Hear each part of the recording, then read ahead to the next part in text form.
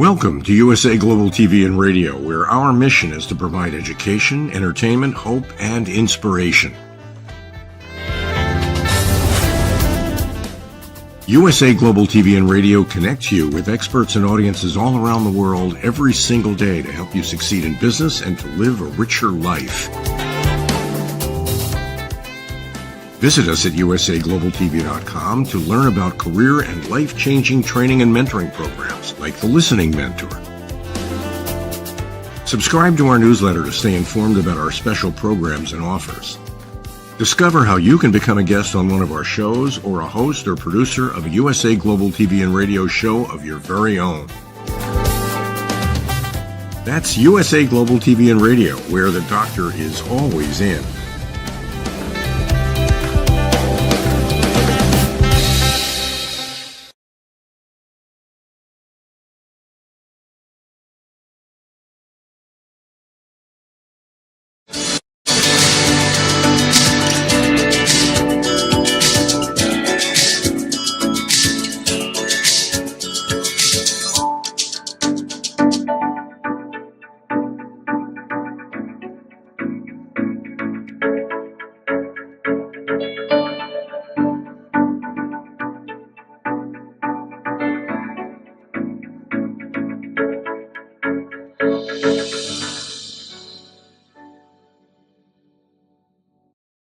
Hello, beautiful soul family, and welcome to Weekly Wisdom and Insights, your home for spiritually guided transformation and empowerment. I am your host, Dearjames, and together with the unseen, Spirit, Source, and Symphony, we look at the current energies, the intuitive wisdom and insights, and we go as guided. Welcome, Kiki. So we are dealing with some beautiful full moon energies. This is the last full moon of 2025. It is a super moon that is occurring in Gemini. And so the sign of the twins and so forth. So beautiful, beautiful energies. And let's just jump in really quickly to the main energies. We're going to front load the show and the energies. We're working with the color green, as you can see. December is standstill, release. This beautiful, like we're releasing, the year, the past, emptying the vessel. We have 3 difficult beginnings, persevere. It's a 9-year. We're wrapping up this 9-year, this conclusion and this cycle to begin a new year, a 10-year in 2026. So it's small restraint, surrender, authenticity and humility to create balance, and this 6, conflict, let go. So these are the numbers, if you will, the energies of the numbers and so forth that we're working with. But more importantly, let's take a look at this beautiful astrological chart for the Gemini super full moon. It's occurring tomorrow on December 4th. And remember, all astrological energies, there are some that are in shorter duration in transits and so forth. But the main focus is that many of these energies arc out. And so no matter when you come upon the Weekly Wisdom and Insights show or episode that you may come across, it's going to be timely for you. The messages will be timely. In this chart, you see the full moon and the sun are opposing one another. We're getting ready to have this stellium of planets from at the very bottom of the chart. Mercury's on the far left, black moon Lilith, Venus, the sun, Mars. They're all going to end up in Sagittarius. So there's going to be this stellium of planets in the coming days and week of these planets. We have the grand water trine that's there that's helping to soothe everything out for us and make everything a little bit more palatable and easy. And yet we're still, there's still conflicts. There's still oppositions. Uranus is playing a big role. Expect the unexpected because it's opposing both Mercury and Venus. So that's happening. And they are going to be exact oppositions coming up. And there's a square then between Saturn and Neptune over in Pisces with Mars, divine masculine, in the 4th house, so things that are foundational. So there's a lot going on. Our astrological influences. This is speaking about peak experiences. Welcome, Olivia. And then there's YACHTSMEN. YACHTSMEN is the title of a painting by Marcel Mouly, who was a an apprentice, if you will, of Matisse. And so there's this aspect when you look at this Gemini super full moon chart and you see the peaks at the bottom. There's these kind of trifecta, this l'étoile, the three, this aspect of things that, and we've had this, that trifecta effect, things that are happening in threes, things that will happen in threes. And so this l'étoile yachtsman, and the ocean is, you know, the great consciousness. It's where everything emanates from, the waters, the firmament, the waters. And so there's a beautiful aspect here that the unseen is speaking to peak experiences happening in threes, l'étoile yachtsmen. And yachtsmen, you know, they're not afraid to go out and adventure forward. And that's a big theme about what we're coming to in the overall energies of this weekend, what will be rippling out with the Gemini super full moon. And so in threes, and how the adventure awaits.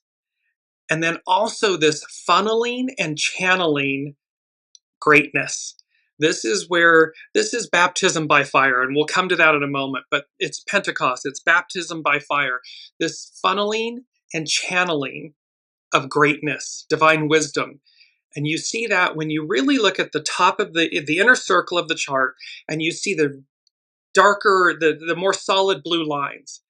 They create, when you take an 8.5 by 11 sheet of paper and you kind of fold it like an airplane, you know, like a paper airplane, and you fold it, it creates this funnel, this kind of, and so you can see on the left is Jupiter, at the top is Uranus, on the far right, Saturn and Neptune. These are all heavy hitter planets, and they are funneling all of this wisdom, the unseen, our divine, you know, our divinity, our source, down into Mercury.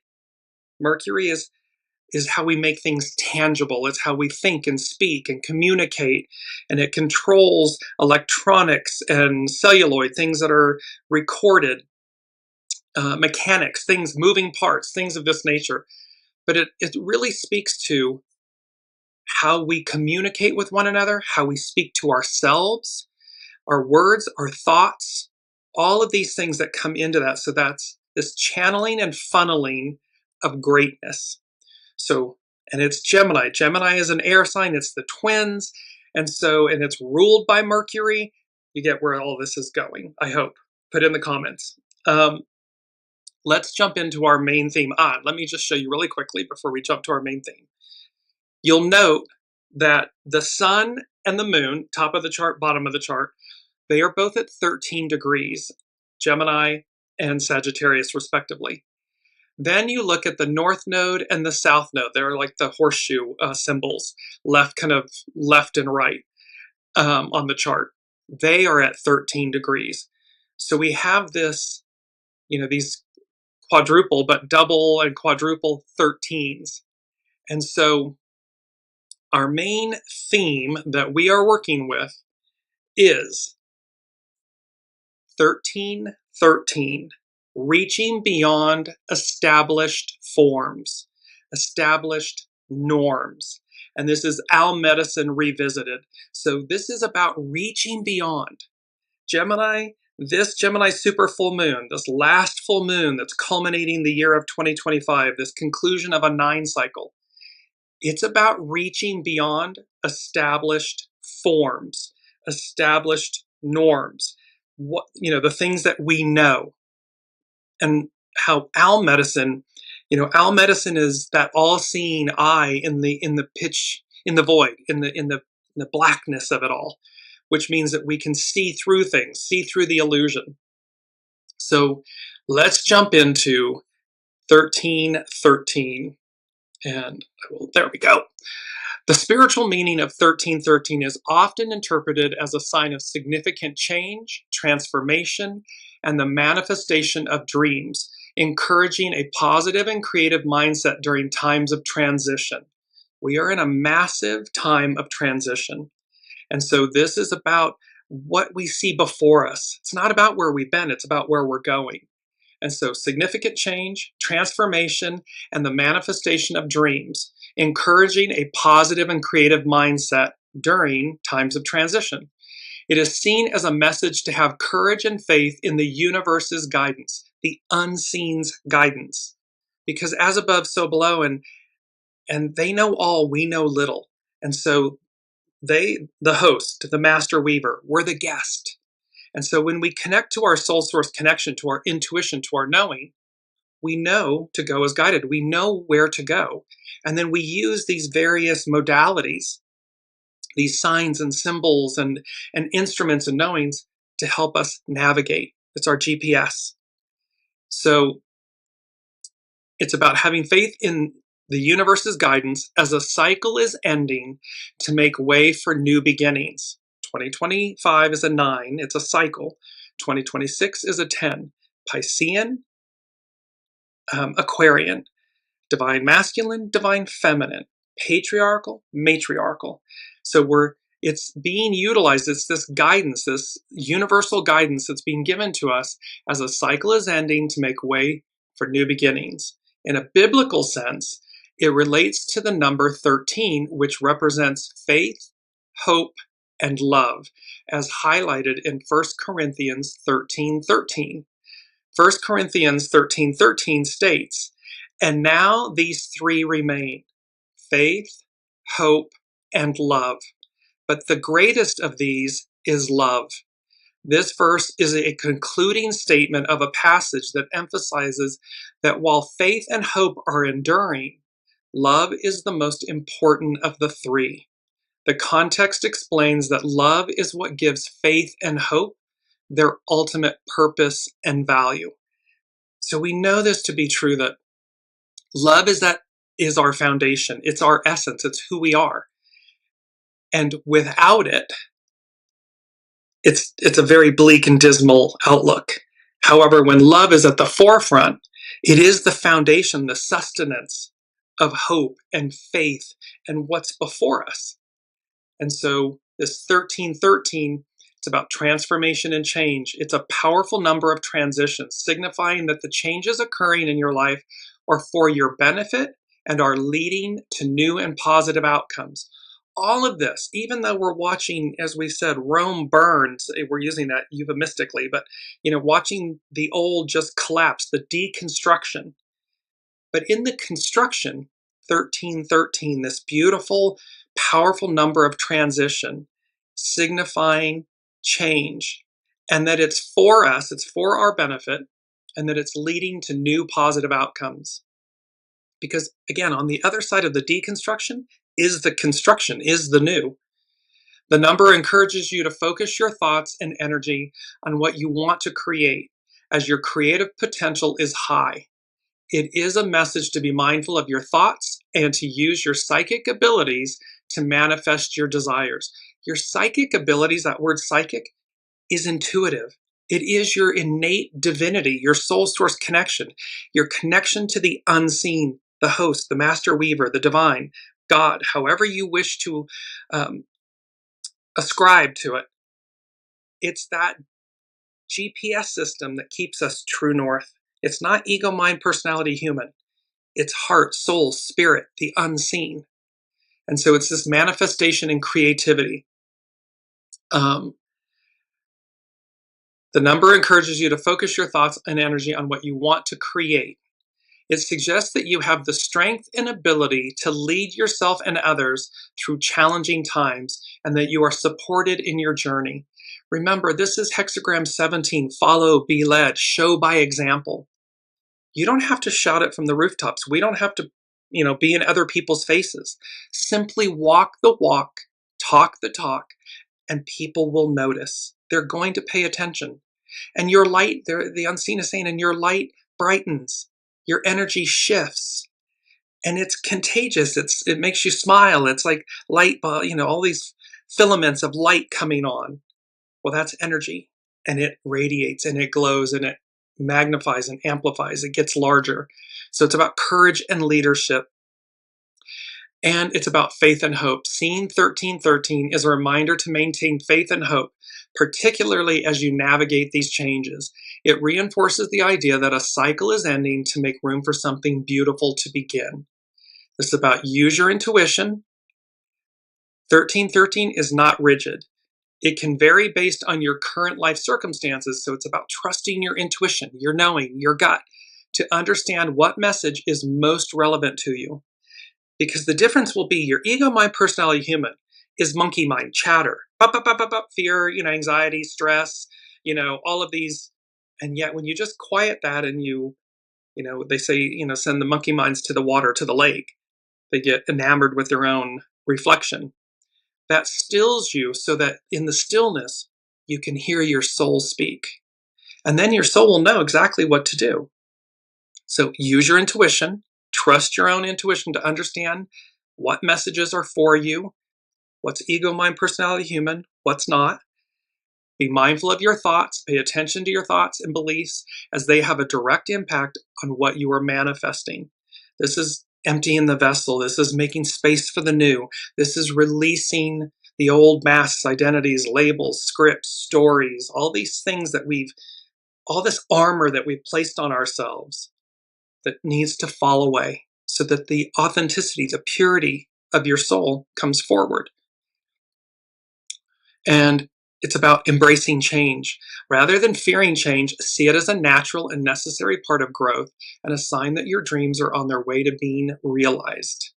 And lastly, it's about connecting with your faith. The 1313 encourages a spiritual or faithful mindset, reminding you to have hope that the path ahead is guided and ultimately positive. So again, we may have hiccups and bumps in the road, and this isn't about perfection, meaning, oh, life is just this, this perfected state. It's about recognizing that no matter the journey, the unseen source, God, Allah, Buddha, the all that is, the divine, the unseen, is guiding you. It's guiding us. And when we connect to that higher octave, it's a game changer. It's a whole new world. It's a different reality. That is where we are and where we're moving to. And so this reaching 1313, reaching beyond established forms, norms, and owl medicine revisited. So let's go to owl medicine really quickly. And I want to bring in one of the Sabian symbols first, because that is going to be, this is where the owl medicine popped back in. And it's a beautiful, here we are, it's for the IC. An old owl, and this is by Dane Rudyer, an astrological mandala. It's a Sabian symbol for the IC in this Gemini full moon, super full moon chart. An old owl sits alone on the branch of a large tree. The keynote is a poised and wise approach to existence based on a clear perception, pardon me, of unconscious factors and their operation. The owl has always been a symbol of wisdom, and its hooting call has evoked a rise to mysterious and hidden elements in life. The owl functions lucidly in the night aspect of existence. Their eyes see what men normally fail to perceive. They represent that consciousness which is active, where the processes of life normally escape the attention of the personal ego and its intellect. See, this is where we ignore or demean or diminish the unseen. And yet here this Sabian symbol is speaking to a poised and wise approach to existence, to life, based on a clear perception of unconscious factors and their operation. This is coming into unity and harmony with the unseen, oneness, our soul source connection, your intuition. This symbol suggests the possibility of developing a wisdom beyond tragedy, a peace and poise beyond conflict. It's hexagram 6, conflict, let go. One might speak here of translucidity. Translucidity is allowing light to pass through partially or diffusely. It's allowing the light, let there be light, the light, the divine, to pass and permeate through us, illuminate us, so that we have a greater octave of consciousness, of awareness, of beingness. And so this owl medicine, An old owl sits alone on the branch of a large tree in this poised and wise approach to life. So you can see they're really, the unseen is really teeing us up for 2026, for what is, what's to come, what's before us. So now let's move into, I want to go to our mantra. And our mantra is believing is seeing. Believing is seeing. This is about John 20:29. And John 20:29 states, quote, "Because you have seen me, you have believed. Blessed are those who have not seen and yet have believed." This verse is Master Jesus' response to the disciple Thomas, who initially doubted Master Jesus' resurrection until he saw the risen Lord and touched his wounds. The passage emphasizes that while seeing can lead to belief, a deeper and more blessed form of faith is one that trusts without physical proof. What we are being asked to trust is our soul source connection, the unseen, that speaks to us. It speaks to 8.4 billion souls on the planet. Intuitive life, emotional intelligence, this aspect that is, air quotes, unseen, yet we know it exists because it guides us, it speaks to us. When we listen, it's a game changer. It completely changes our lives in the most positive, pure, beautiful way. It's quantum leaping forward. It goes to number one from the unseen. And they said, upside down. Boy, you turn me inside out and round and round. It's the lyrics from the song by Diana Ross, Upside Down.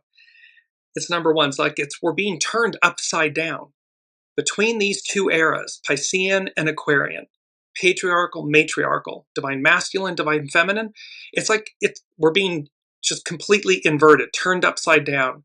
And so, boy, you turn me inside out and round and round. That's what it feels like. That's what it can feel like.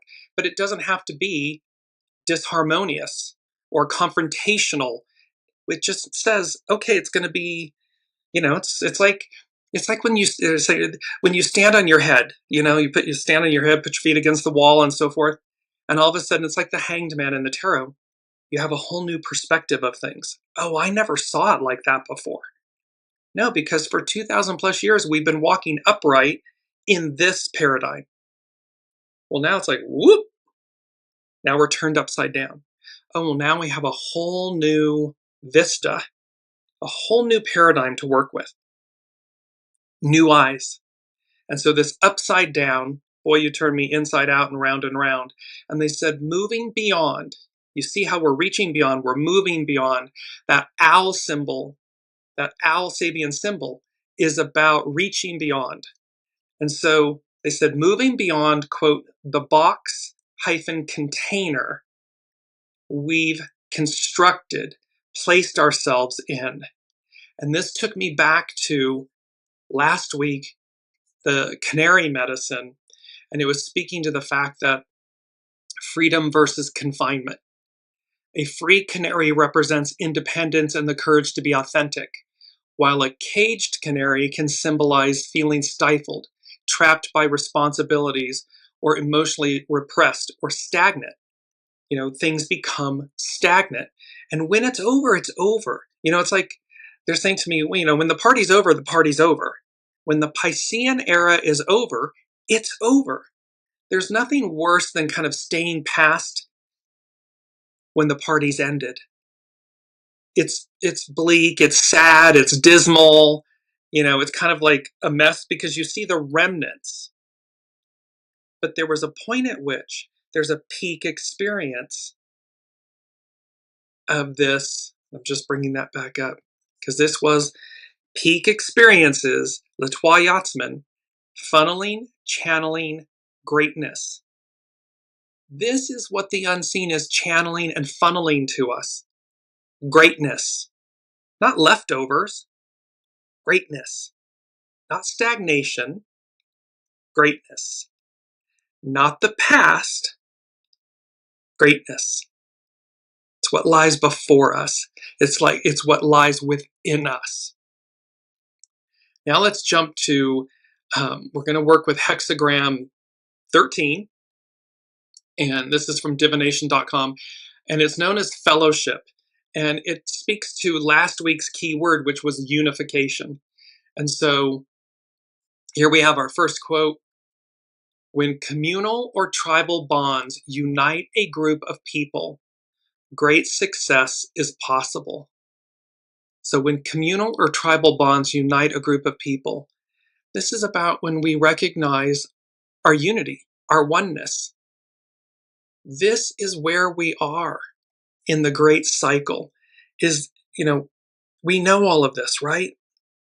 And yet it bears reminding and repeating because we've forgotten our unification, our unity, our fellowship, and how when communal or tribal bonds unite a group of people, great success is possible.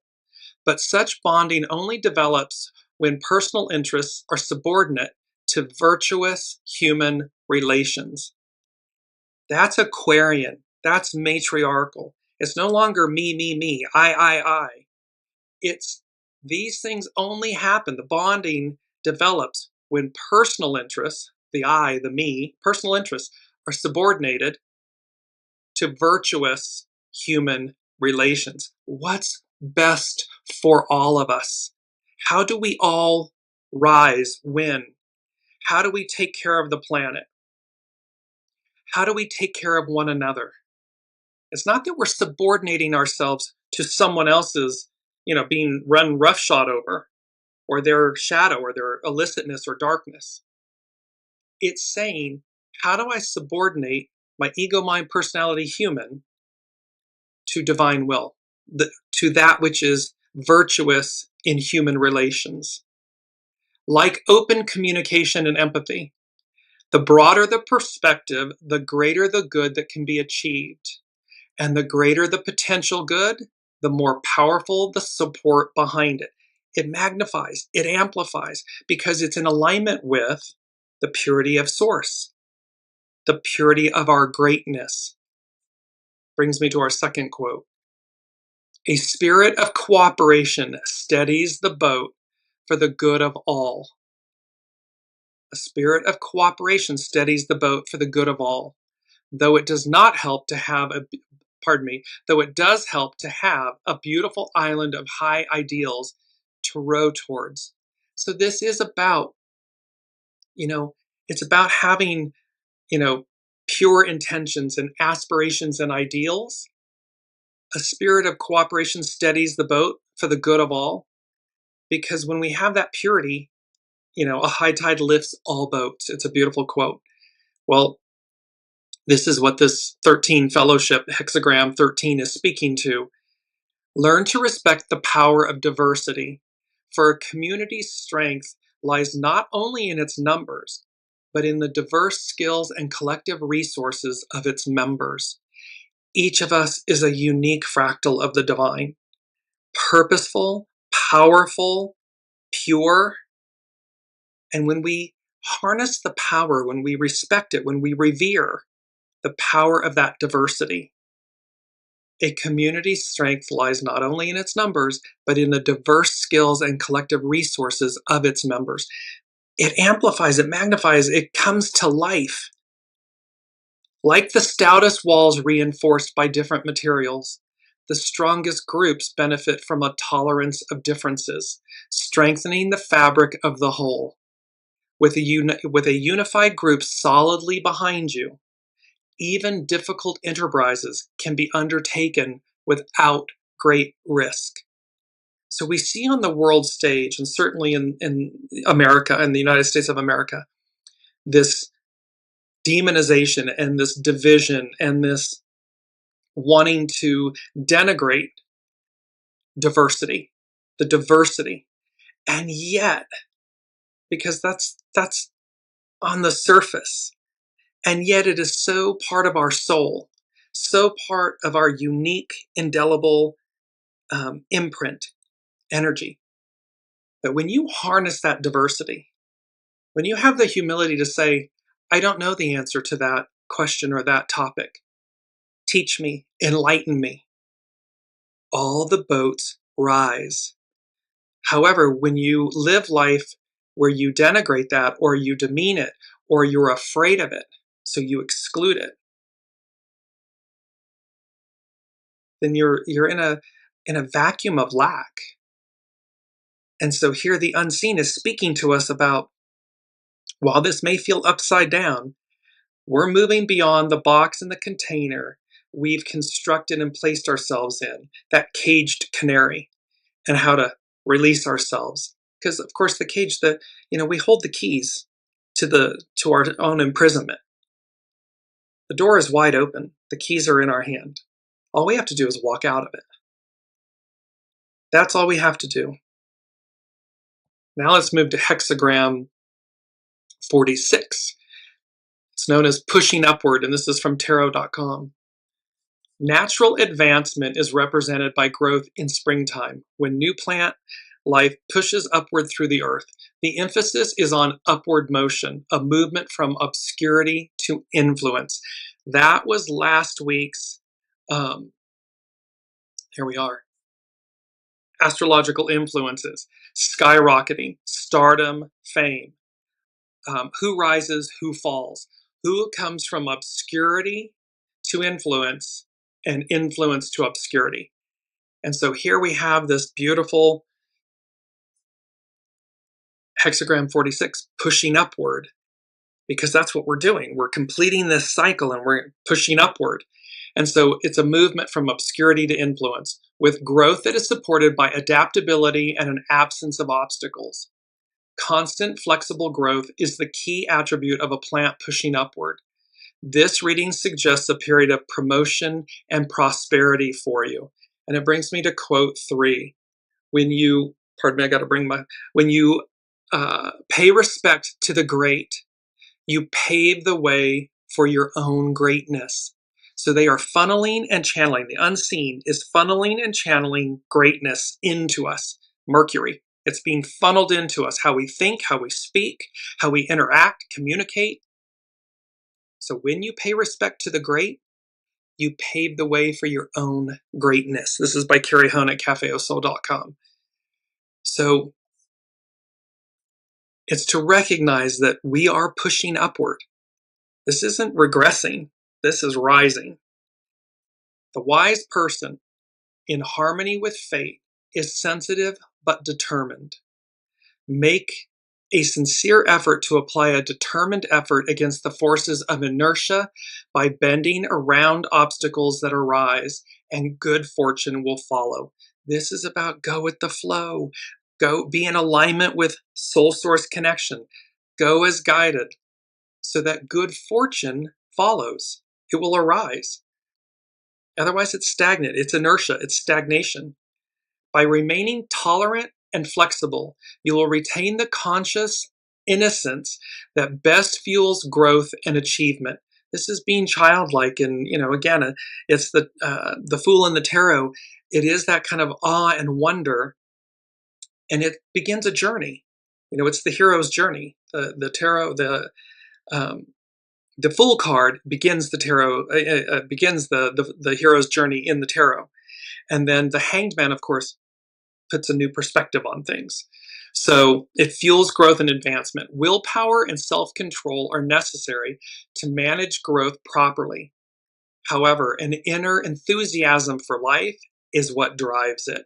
So we do need to, again, we have to have self-control, self-discipline, discernment, but also ease and flexibility and tolerance and so forth. And this inner enthusiasm, it's our fire, it's our inner light. This inner enthusiasm for life is what drives it. And it brings me to this last quote that we have, that, life becomes brilliant when purpose is a light that shines upon it. This is also by Carrie Hone at cafeosoul.com. Life becomes brilliant when purpose is a light that shines upon it. And so It's to recognize our inner brilliance, our inner light, our inner capabilities and possibilities. We are limitless, and there is nothing before us. It may be unknown to us, but there is nothing before us that we can't achieve, that we cannot conquer in the most pure way, meaning become one with, rise, ascend to it. Number 2 from the unseen. Poured into greatness, we shine yet again. We shine once again. And then they said, think spotlight. So this is like, poured into greatness. They're funneling and channeling greatness into us. So poured into greatness, we shine yet again. We shine yet again. And then they said, think spotlight. So this is about how, again, who rises from obscurity to prominence, who falls, and how, for most, maybe not all, there are shy people, timid people, but, when you stand in the light, illuminated, you stand taller, you smile in a more broad way. You just have a bounce in your, pep in your step. It's that kind of, so poured into greatness, we shine yet again. We shine once again. And this think spotlight, when the spotlight hits you, it has warmth, it illuminates. Yes, it can be, a little bit like, oh, but yet then we come into our own comfort with it, our resonance with it. And then we love it. It becomes endearing. You don't want to leave it. However, humility, humility, humility, authenticity, authenticity, authenticity. Because what you don't want to do is fall into hubris when standing in the spotlight. Arrogance, hubris, entitlement. Well, then we're getting into the goo of things, and you don't want to ever be in the goo of things. You want to be in the humility and the authenticity, the purity of the light, of the spotlight. Number 3 from the unseen is, like sands through the hourglass, so are the days of our lives. Of course, it is a very famous statement from a soap opera in the United States. Like the sands through the hourglass, so are the days of our lives. And they said, too much thinking spoils and delays the adventure. So while, yes, we absolutely must use discernment, intuitive insight and wisdom, that owl, canary, fox, medicines and everything, what the unseen is saying to us is, however, too much contemplation, too much procrastinating, too much thinking spoils and delays the adventure. It's the hero's journey, the fool. It's about taking the risks, but they're constructive and they're guided risks. It's not foolhardy, meaning absent discernment and absent soul source GPS connection guidance. And thus, they're saying to us, like sands through the hourglass, so are the days of our lives. It's like, get on with it. Get in alignment, get moving, do what you need to do to move forward, to take this leap of faith, whatever it may be. It will be individual and unique to each of us. And yet it will collectively transcend and change the world we live in. So now let's go to our key word. Here we are. Our key word is endowment. And with that, typically its definition is a quality or ability possessed or inherited by someone. Natural capacity, power, or ability. The action of endowing something or someone. An income or form of prosperity given or bequeathed to someone. That's its, everyday definition. The spiritual meaning of endowment is a sacred gift, power, and knowledge from the divine, from God, the divine. It represents a bestowal of divine blessings, funneling and channeling greatness. So it represents a bestowal of divine blessings, covenants, and spiritual power to assist individuals live righteously and return to the divine's presence or to divine will. That's your soul's will, divine will.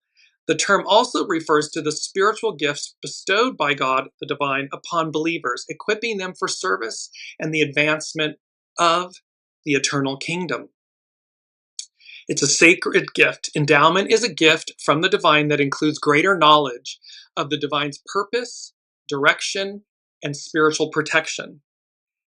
Receiving your endowment means being endowed with power from on high and receiving knowledge on how to access that power to accomplish divine will. Because again, all of this is energy that moves through us. It's not ours, it's what moves through us. And so this is this bestowal, this endowment of the divine, so that we harness and rise, that we reach our highest octave. Because otherwise it's mental. I think, it's ego, mind, personality, human. That's where we've been. Where we're going, the unseen, the master weaver, the divine, and this higher octave of what's possible and how we're being endowed with this greatness. It's about spiritual gifts. The Bible speaks of endowment as the spiritual gifts, such as wisdom, knowledge, faith, and healing that God, the divine, gives to believers through the Holy Spirit for the common good. It can also refer to the divine equipping individuals with abilities, blessings, and grace to serve both the divine and divine's will, but also the greater whole. And then it's about inner transformation. The concept includes both this spiritual endowment. The concept includes both the internal transformation and the outward expression of faith, such as purity, joy, and a commitment to service. And so we have this beautiful upward reaching beyond established forms, this 1313. It's moving beyond the box and the container we've constructed and placed ourselves in. It's liberation, it's deliverance. However, to achieve that, we must first believe it. Believing it doesn't mean, oh, I see that it's occurred and now I believe it. It's believing it. Blessed are those who believe but did not or do not see. It's a knowing. I know this to be true. I know that this will happen. And thus I must, canary in the cage, I must liberate myself to receive this. It'll be simultaneous, but we can meet the divine, halfway or more than halfway. It's always an inside job. We can start within and then advance so that these energies collide and meet one another. Number 4 from the unseen. They said, reach for the stars. There you will find what you've been looking, longing, searching for. So it's reach for the stars. There you will find what you've been longing, and searching for. And this reminded me, instantly I started hearing the lyrics from I Still Haven't Found What I'm Looking For from U2, from the group, the band U2. The third verse, the lyrics for the song, I believe in the kingdom come, then all the colors will bleed into one. But yes, I'm still running. You broke the bonds and you loosened the chains, carried the cross of my shame. I believe it, but I still haven't found what I'm looking for. It's number 4, it's foundational. The unseen is saying, reach for the stars. In other words, stop playing small. Stop telling ourselves that we can't have something or we can't achieve this or that it's not possible. The unseen is telling us to reach for the stars. And of course, the stars and their canopy, they tell a divine story. And so when we reach for the stars, we're reaching for a higher octave of ourselves and for what's possible, what's always been before us. It's the heavens, the stars, when we look up, it transcends language, ethnicity, culture, demographics, sexuality, gender, all of these, it transcends it all. It's universal language. And the very interesting thing about this is that um, the album, the song, I still haven't found what I'm searching for by U2. It was written in the style of King David, specifically from the poems recorded in the Book of Psalms in the Old Testament. The lyricism also emulates Charles Bukowski's poetry, who Bono was reading at the time. The subject Bono is searching for is left without description. He doesn't tell us what he's pursuing, just that he is searching with a single-minded focus and great longing. This section is written in a nearly identical style to the writings of David. There are many allusions in the later stanzas, Christian and romantic, sensual, and in the last stanza, a declaration of the narrator's worldview and personal beliefs. However, he also tells his audience that he has not reached his destination and is still looking to be with the you he mentions in the beginning of the song.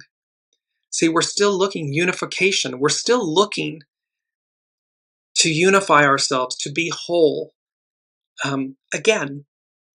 And thus, this poured into greatness, we shine yet again. We shine once again. That what is before us is this beautiful octave of unification, of unity, of finally reaching for the stars. We find what we've been looking for, searching for. It's within us. It's been within us the entire time. But through ego, mind, personality, human separation, and 2,000 plus years of the word that's coming to me is dogma, being told, almost like it's being beaten into us, that we are separate from. And yet, what did Master Jesus do when he walked in to the temple and all of the market was out where there were those that should have been the Gentiles? That was the area for the Gentiles to receive the Father, the divine God, and yet they were having a bazaar there, selling, merchants and everything. And he tossed the tables, and he said, "You bar from the people what is rightfully theirs." And there are many other verses where it says you don't have to go and pray, publicly in that way in the spotlight. Do it in the closet or in the bedroom where no one sees you. In other words, you go direct to the divine. You go direct to the Father. And in that connectivity, reciprocity, greatness is received. It's innate within us. It's unique and divine within us, that it's ours. It's already ours. And so this reach for the stars, there you will find what you've been looking, longing, and searching for. This utopia. So now let's move into powerful stuff. Let me know in the comments. It's quite a powerful energies with this Gemini super full moon and the messages from the divine. I'm going to Juliana McCarthy from etherealculture.com, and she's talking about the overall astrology for December 2025, a crystalline threshold. As December begins, we're finally out of a shadowy retrograde season. Momentum is gaining quickly as a stellium forms in fiery Sagittarius, reinvigorating us. That's where I was showing you the planets there's going to be 5+ planets in Sagittarius coming up. Relationships sharpen into focus. Conversations feel more honest than ever. And the final movements of the Pisces-Aries era glimmer beneath everything. There's a sense that we're tying together threads of an entire year's worth of transformation, while new storylines hum in the background. The first stretch of the month is marked by a beautiful grand water trine. And I'll just bring up, that is that beautiful big blue triangle in the middle of the astrological wheel. It's a grand water trine. It's Jupiter in Cancer, Saturn in Pisces, and Mercury in Scorpio, and they form a perfect triangle, offering coherence, spiritual support, and a rare feeling that something is finally ready to click into place. They're in water signs, which is our emotions, but it also soothes. It's like taking a wonderful bath or a shower. It cleanses, it purifies, it renews, it calms. So while we're making this massive transition, this reaching beyond established forms, this 1313, the heavy hitter, as above, so below. We are the divine, the unseen, the host, the master weaver is doing it with care, with gentleness, with love. So it offers this coherence and spiritual support and a rare feeling that something is finally ready to click into place. Projects are gaining steam, truth is surfacing with clarity, and emotional intelligence is easily accessible. Emotional intelligence, soul source connection. Our soul source is easily accessible. By mid-month, the tone shifts. Restlessness stirs and information moves too fast. Mercury and Lilith oppose shocking Uranus, exposing secrets, because we're emptying the vessel. We're still deconstructing where we've been, the past. Confusion is a necessary part of our sorting process. We're shedding old skin and decluttering our minds to feel refreshed. As we approach the solstice, that's on 12/21, it's the winter solstice, intensity arrives, presenting roadblocks that force us to grow.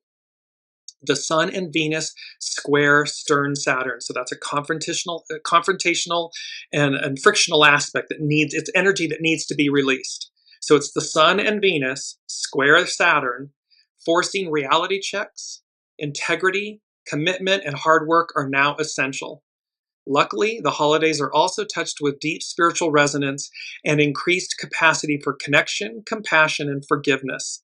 So again, this is, they're saying to me, it's like a mixed bag, but it's a good bag. It's like when when you might you go to a holiday party or something, and you get this box, and what's inside, or one of these subscription boxes or whatever. You never quite know what's coming in it, and yet it's something for you, no matter what it is. And the discernment is, what is each thing? Because they're all blessings. So Venus, Neptune, and Chiron weave tenderness through the chaos. December is demanding and clarifying, yet strangely beautiful. We're defining our values, our direction, our goals, and plans of action, healing our hearts and melting into love as we cross the threshold into a new year. It's that 1 Corinthians 13:13. It's about faith and hope, but love is what matters. And so here, as Juliana McCarthy is speaking to, and melting into love as we cross the threshold into a new year, as we reach beyond where we've been. It's about love. It's not about hate. It's not about division. It's not about separation. It's about unification, harmony, love, which sustain faith and hope and vision for the future. Now let's jump to, this is Pam Youngin's North Point Journal, and galactic acceleration.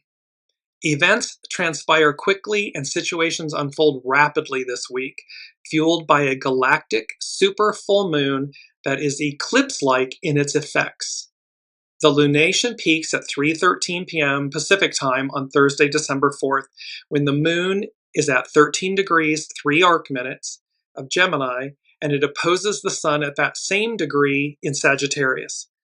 The position of the sun is significant, for it aligns with a mysterious point in space known as the Great Attractor, currently at 14 degrees of Sagittarius. So the sun is going to be at 13 degrees, 3 arc minutes of Sagittarius, and the Great Attractor is at 14 degrees Sagittarius. They're less than a degree apart. Astronomers do not know exactly what this galactic anomaly is, but they can tell that it is massive. The Great Attractor has an enormous gravitational pull and is drawing our Milky Way galaxy and the supercluster of hundreds of galaxies that we are a part of toward it at the astonishing speed of 600 kilometers per second. It's 1.3 million miles per hour. The great attractor is the reason our galaxy is moving through space and traveling on its specific route through the universe. Scientists have observed that the immense gravity of the great attractor has the ability to warp time and space as well as bend light. It's a pretty powerful energy source. Symbolically, the great attractor represents the magnetic pull of our cosmic destiny, which appears to influence the course of our lives, whether or not we are consciously aware of it.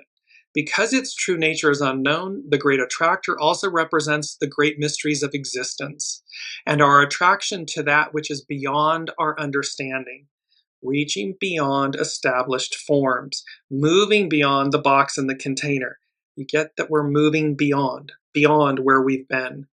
So it's about, the great attractor also represents the great mysteries of existence and our attraction to that which is beyond our understanding. Its presence brings up the debate of fate versus free will and how those forces play out in our individual and collective lives. This week, as we work with this galactic full moon, we are likely to observe an acceleration of events, as well as a sense that what is occurring is deeply fated. In addition, the emotional impact of the lunation is increased due to it being a supermoon, with the moon at the point in its orbit nearest the Earth. It potentially has a stronger effect on the waters of planet Earth and the fluids and emotions of humans. We're moving beyond where we've been. We're going back to where we began, but an octave higher. We have this funneling and channeling of greatness, this bestowal of gifts, and it's Pentecost. It is the Holy Spirit and its baptism by fire, where those at Pentecost were illumined by the Holy Spirit, fire, and thus awakened to a whole new reality, a whole new way of being. This funneling and channeling of greatness, and how poured into greatness we shine yet again. We shine once again. And think spotlight. So it's a magnification. It's an amplification. It goes to the point, number 5 from the unseen, which is, never knew I could feel like this, come what may. We had that. It was number 2 from last week, come what may. So they're saying to it, and it's number 5 about change. And so this is about, never knew I could feel like this. So imagine you wake up and you're just different. You're illumined. You're expanded in consciousness, in awareness, in vitality, light, divinity. We've talked about that, what scientists, coined dark DNA and junk DNA, which is really quite, for me, offensive when we should recognize that it's divine DNA. Just because it's been quote unquote dormant doesn't mean that it makes it junk or dark. It's been dormant, but it's divine. That gets activated, and of course we can look back and see 12 strands of DNA. They imagine all 12 strands illuminated. Lastly but not least, from Pam Youngins at North Point Journal, she's speaking about Mars out of bounds. We talked about this a few episodes back, but adding to the intensity of December, the planet Mars is out of bounds from November 27th, 2025. It's going to be out of bounds for a decade, but this is its current out of bounds cycle from November 27th, 2025 to January 4th, 2026. When a planet is out of bounds, it's more than 23 degrees, 27 arc minutes away from the planet of the ecliptic, the plane of the ecliptic. Its influence tends to be unpredictable or more extreme than usual. When proactive Mars is out of bounds, people can be more assertive and more impulsive or reactive. When the red planet with the red planet in Sagittarius, the courage of our convictions is very strong throughout the month. However, allowing anger to rule our actions can lead to reckless, aggressive, or shocking behaviors. So again, high octane powers, Mars out of bounds, it means it's beyond. It's beyond the container, the box. If it's not within the plane of the ecliptic, when it exceeds that 23 degrees, 27 arc minutes, and for the next decade, we talked about this, Mars will be out of bounds. And I believe it's out of bounds to the south, which means it's everything that's going to be released. And thereby, it's moving us beyond where we've been. All of this is about moving us beyond where we've been. It's about breaking down the deconstruction of the previous era, 2,000 plus years, and thereby making space, emptying our vessel, making space for the new, for this upside down, boy, you turn me inside out, this inverted, hanged man reality, and how it's still, the hanged man meets the fool in the tarot, this beautiful hero's journey that we embark on. And so last but not least, and mindful of the time, I'm going to jump to Astrology by Lauren.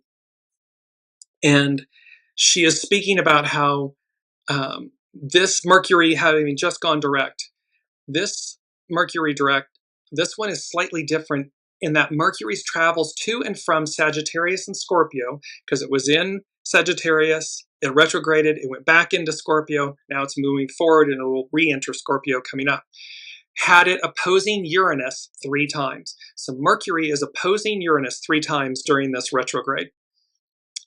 Before, during, and then after the retrograde. So first time was on October 29th, the second time November 19th, and then its upcoming third and final time is December 10th, where Mercury is going to oppose Uranus.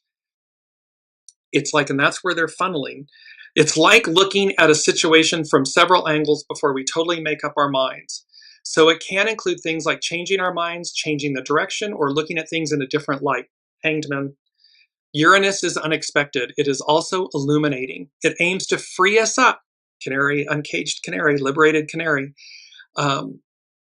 It aims to free us up so that we are not limited by the usual rules and strictures, this moving beyond the box and the container we've constructed and placed ourselves in. Changes can come from without, or we create them ourselves from within. Either way, even as we are making the spreadsheets and organizing our lives, it might be good to do so with a grain of flexibility. This is that wonderful quote about, life happens while you're planning. Be open, be fluid, yes, be proactive, making plans and everything, and yet expect the unexpected, be flexible. At least until we get past the last opposition on December 10th. Change can leave many feeling baffled. It is messy in Pisces. It's messy in pieces and can feel chaotic and unmoored. But at some point in the process, we begin to see the chinks of light peeking through the fabric. And that's what all this looks like as Mercury finally makes its direct station on November 29th. This is a scenario occurring in increments and steps. It aims to restore hope and faith. You see this hope and faith, and love is the basis, the foundation, and the belief that things can indeed be better. And this is all being capped off this week with a full moon on December 14th, 13 degrees arc minute. 13 degrees Gemini, 3 arc minutes. Gemini is a Mercury sign, and as Mercury gives us the green light to proceed, the Gemini moon will show us why. Full moons are times of culmination. Stuff comes to the surface and things are brought to completion. This full moon also has a significant position in the overall scheme of things. It is the full moon betwixt and between 2 lunar eclipses.